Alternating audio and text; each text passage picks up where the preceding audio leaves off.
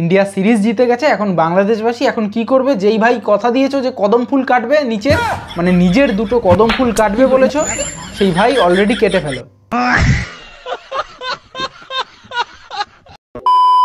কি বাংলাদেশবাসী, ইন্ডিয়া তো টি-20 সিরিজ ইংল্যান্ডের সাথে জিতে গেল, তা তোরা কবে জিতছিস বল? না মানে ইন্ডিয়ার সাথে আয়োজিত হওয়া আগের যত সব সিরিজ ছিল সেই সিরিজে যেমন তোদের বাংলাদেশের মানুষজন যেমন চ্যালেঞ্জ লড়েছিল, তেমনই তো এই ইংল্যান্ডের সাথে যেই সিরিজ আয়োজিত হয়েছে 5 ম্যাচের টি-20 সিরিজ, তা সেই সিরিজেও তো তোদের বাংলাদেশবাসী কিছু কিছু চ্যালেঞ্জ নিয়েছিল।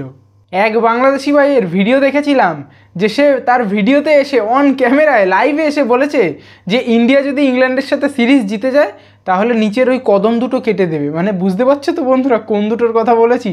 হ্যাঁ, এই কথাটা সেই ভাই বলেছিল। আমার এই ভিডিওটাতে সেটা দেখাতে পারলাম না একটা কারণেই, কারণ ইউটিউবে ভিডিওটা আপলোড করতে হবে তো না, তাহলে আবার অনেক অন্য কপিরাইট চলে আসতে পারে। আসলে সে তার ভিডিওতে এরকমই কিছুটা ভাষা দিয়ে বলেছিল যে নিচের দুটো কদম কেটে দেবো এরকম, তো সেই জন্য আমি আমার ভিডিওতে তোমাদের দেখাতে পারলাম না। তো আশা করি সে যদি এই ভিডিওটা দেখে থাকো তাহলে ভাই একটু জানিও তো কদম কি কাটা হয়ে গেছে না কাটবে কোনটা? না আসলে ইন্ডিয়া জিতে গেছে বলে কথা টি-20 সিরিজ।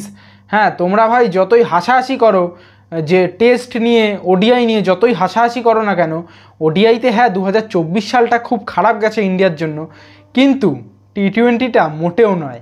আর টেস্ট তোমরা যদি বলো যে ইন্ডিয়া টেস্ট খেলতে পারে না কিছু না, তাহলে ভাই 2-4 বছর আগের টেস্ট পারফরমেন্স দেখে আসো, তারপর না হয় বলো। যতই টিম ইন্ডিয়া ওডিআই অথবা টেস্টে এই বর্তমান সময় দাঁড়িয়ে কম পারফরমেন্স দিক না কেন, টি-20তে কিন্তু কম নেই। টি-20 ভাই নিজের নামে একেবারে করে রেখেছে ইন্ডিয়া। তো যাই হোক, যেই উদ্দেশ্যে আর কি ভিডিওটা বানানোর, যে ভারত জিতে গেছে বলে এই সিরিজ ইংল্যান্ডের সাথে টি-20 সিরিজ জিতে গেছে বলে বাংলাদেশের তরফ থেকে অনেক কিছু পোস্ট বা অনেক কিছু ভিডিও লক্ষ্য করা যাচ্ছে যে বাংলাদেশে নাকি এখন হাহাকার লেগে গেছে।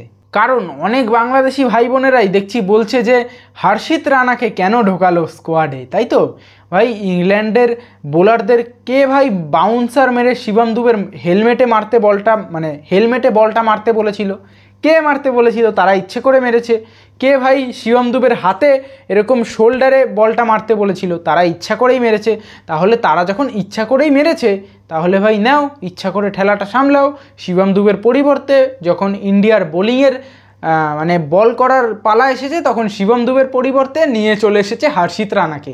কারণ কি, ওই যে ইংল্যান্ডের বলাররা শিবম দুবের মাথা থেকে শুরু করে হাতে শোল্ডারে আর মাথায় 2 জায়গাতেই বল মেরেছে, সেহেতু সে আর খেলতে পারবে না, বল করতে পারবে না, স্বাভাবিক, পুরো শোল্ডারে বলটা লেগেছে তার। তো ভাই এই শিবম দুবে এবং হর্ষিত রানা এদের দুজনকে নিয়ে বাংলাদেশবাসী এখন জল্পনা কল্পনা শুরু করেছে যে শিবম দুবের পরিবর্তে আদেও কি হর্ষিত রানা হতে পারে প্লেয়ার? হ্যাঁ বলবো আমি, হতে পারে। কারণ কি, যখন ব্যাটিং চলছিল শিবম দুবে একেবারে লাস্ট বলে আউট হয়েছে তোমরা জানো, তো ততক্ষণ সে খেলতে পেরেছে, বলটা লেগেছে ঠিক শোল্ডারে, তারপরেও সে ব্যাটিংটা করতে পেরেছে। কিন্তু যখন বোলিংয়ের পালা এসেছে তার মনে হতেই পারে যে তার হাতে ব্যথা করছে, সে বোলিং করতে পারবে না। এবার সেই মুহূর্তে ইন্ডিয়ার দরকার একজন ফাস্ট বোলার কে নেবে? যদি শিবম দুবের পরিবর্তে অলরাউন্ডার নেয়, যদি অলরাউন্ডার হিসেবে ওয়াশিংটন সুন্দরকেও নেয়, ওয়াশিংটন সুন্দর ফাস্ট বোলার না, স্পিন বোলার। তো ইন্ডিয়ার যেহেতু দরকার ফাস্ট বোলার, তাই নিয়েছে হর্ষিত রানাকে। তো এর কোনো বিকল্পই নেই। এটা ঠিকই করেছে ইন্ডিয়া, আমার মনে হয় ঠিক করেছে যে ইন্ডিয়ার ফাস্ট বোলার দরকার ছিল এবং শিবম দুবে একজন fast bowler plus batting allrounder এবং ফাস্ট বোলার দুটোই সে, যার জন্য ইন্ডিয়ার সেই সময় ফাস্ট বোলারের দরকার ছিল, তাই হর্ষিত রানাকে নিয়েছে। কোনো ভুল করেনি ভাই ইন্ডিয়া। হ্যাঁ, এখানে যদি অক্ষর পটেল যদি কোনো ক্রমে এরকম আঘাতপ্রাপ্ত হয়ে যেত, হ্যাঁ তার পরিবর্তে হয়তো ওয়াশিংটন সুন্দরকে নিতে পারতো। কারণ কি, অক্ষর পটেল একজন স্পিন বোলার আবার ব্যাটিং অলরাউন্ডার, এবং ওয়াশিংটন সুন্দরও স্পিন বোলার ব্যাটিং অলরাউন্ডার। কিন্তু Shivam Dube fast bowler plus batting allrounder, সেহেতু ইন্ডিয়ার দরকার ছিল ফাস্ট বোলার। তাই ভাই বাংলাদেশবাসী অত দুঃখ করে লাভ নেই, ভারত এই ম্যাচ জিতে গেছে, সিরিজই জিতে গেছে। পরের ম্যাচে ওই ভারত চানাচুর মুড়ি মাখা হিসাবে খাবে আর কি বলতে গেলে, সেই ম্যাচে তোমরা আমি আজ প্রেডিকশান দিয়ে দিচ্ছি, কালকে ম্যাচ আছে, মানে সরি কালকে আমি আজকে ভিডিওটা বানাচ্ছি আজকে ফেব্রুয়ারির 1 তারিখ, তো ফেব্রুয়ারির 2 তারিখে ম্যাচ আছে। তো সেই ম্যাচটায় ভারত যাচ্ছে তাইভাবে খেলবে, 6-4 পিটিয়ে পিটিয়ে একেবারে শেষ। হ্যাঁ, 6-4 পেটাতে পেটাতে যদি ক্যাচ আউট হয়ে যায় সেটা আলাদা ব্যাপার, কিন্তু আমি বলতে পারি যে ভারত এই ম্যাচ ধরা বাঁধা হিসাবে খেলবে না যে এটা আমাদের জিততেই হবে বা কিছু। ওই বললাম না, চানাচুর মুড়ি মাখা হিসাবে খেলবে। তো এই ম্যাচে 1 হতে পারে, অনেক হাইয়েস্ট স্কোর উঠবে, আর না হলে একদম লো স্কোর উঠবে।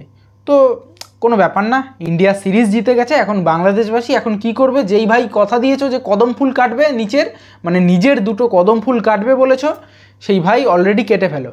আশা করি বুঝতে পারলে বাংলাদেশি ভাই, তুমি কথা দিয়েছো যে নিজের কদম ফুল কাটবা, তো লেটফেট করো না।